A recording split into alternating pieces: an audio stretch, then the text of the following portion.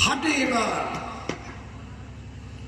এই হতার লাই বাস্তব যার করাবার ভিতরে ঈমান আছে, এবার সামনে আল্লাহ ব্যাপারে হনহতা হলে, রসুলের ব্যাপারে হনহতা হলে, শরীয়তের ব্যাপারে হনহতা হলে এবার মন জ্বলিব, এবার কলম জ্বলিব, এবার দেমাগ খারাপ হব, তার প্রতিবাদ করিবেন নাই এবং উৎসাহিত মনের মধ্যে অটোমেটিক আসবে।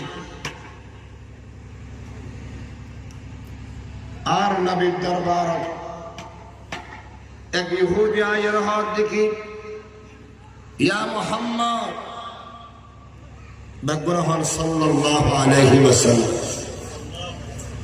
আর আবু বকর দিবার বেশি বলা হল না, এই আবু বকরি বে আরে তাপ্পর মারগি, জুলুম করগি, নির্যাতন করগি, আমি তার বিচার আপনার কাছে চাই, যেহেতু আপনার মানুষ।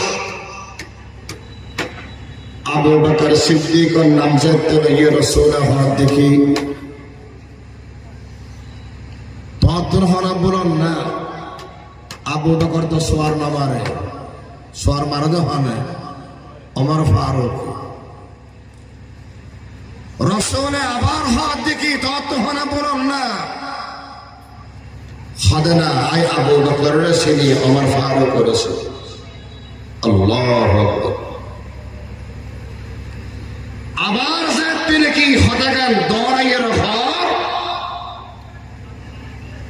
ইয়া মুহাম্মদ অনার আবু বকর সিদ্দিক, এদিকে সিদ্দিক খান নওয়ারা হইতে আর ওর জুলুম করবি আর তাপ্পর মারবি, তার প্রতিশোধ চায়। রসুল হয়তো আপন বোঝেন নয়, আবু বকর তো সোয়ার না মারে, নরম দিল মানুষ, নরম মানুষ।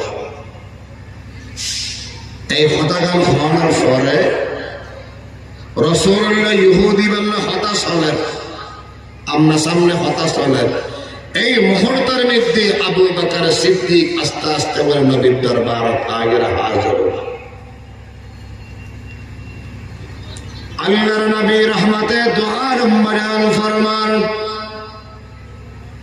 ও ইহুদি আবু বকর তো আয় আস্তে আস্তে আইতে 10,000 ইবানা হতো ইবারি। হযরতে আবু বকর সিদ্দিক রাদিয়াল্লাহু তাআলা